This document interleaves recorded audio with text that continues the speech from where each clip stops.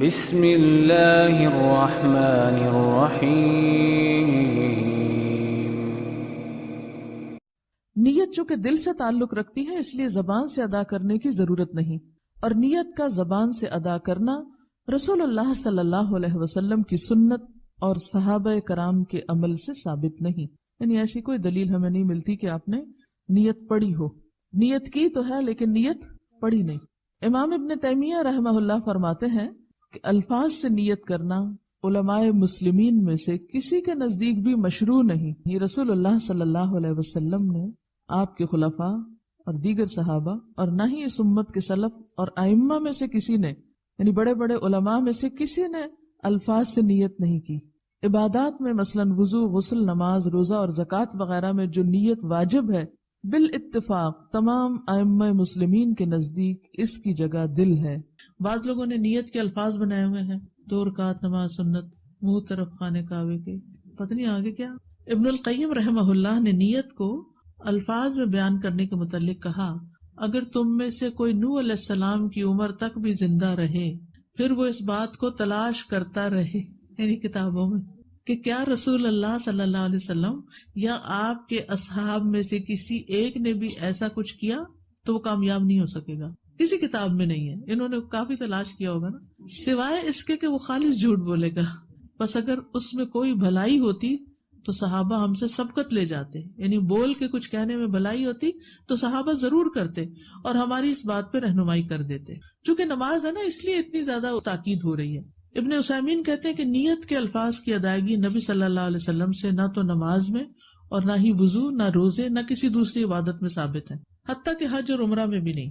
نبی صلی اللہ علیہ وسلم جب حج یا عمرے کا ارادہ کرتے تو آپ یہ نہیں کہا کرتے تھے کہ اے اللہ میں یہ اور یہ کرنا چاہتا ہوں، نویت ان احج یا نویت ان اعتمر، ایسا کچھ نہیں کہتے تھے.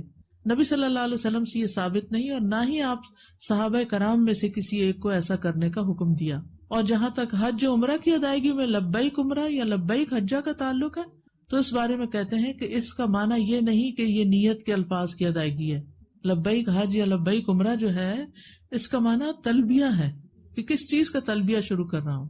نیت تو پہلے ہی آپ نے کی، جب نیت کی تو پیسے جمع کیے نا، نیت کی تو آپ نے ٹکٹ خریدا اور ایجنٹ سے رابطہ کیا، یہ حج کی نیت میں خود ہی شامل ہو گیا. یعنی نیت تو بہت پہلے انسان کرتا ہے اور پھر سٹیپ بائی سٹیپ اس کام کی طرف جاتا ہے. اور یہ تلبیہ میں اس خاص نسک کا ذکر آتا ہے. نسک کا مطلب ہوتا ہے ریچول، مگر نبی صلی اللہ علیہ وسلم نے نیت کے الفاظ کی ادائیگی نہیں فرمائی.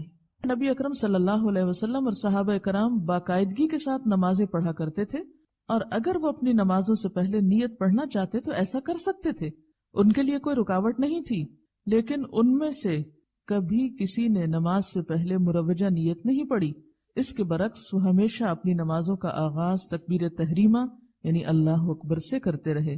ثابت ہوا کہ نماز سے پہلے نیت نہ پڑھنا سنت ہے. نیت عربی زبان کا لفظ ہے، عربی میں اس کا معنی ارادہ ہے. نیت کا معنی کیا ہے؟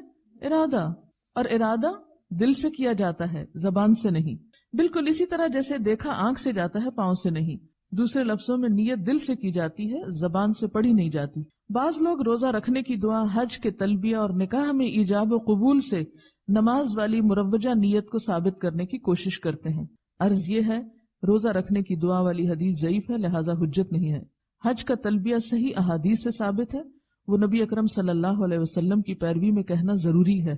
مگر نماز والی مروجہ نیت کسی حدیث میں وارد نہیں ہوئی. رہ گیا نکاح میں ایجاب و قبول کا مسئلہ. چونکہ نکاح کا تعلق حقوق العباد سے ہے اور حقوق العباد میں محض نیت سے نہیں بلکہ اقرار، تحریر اور گواہی سے معاملات طے پاتے ہیں.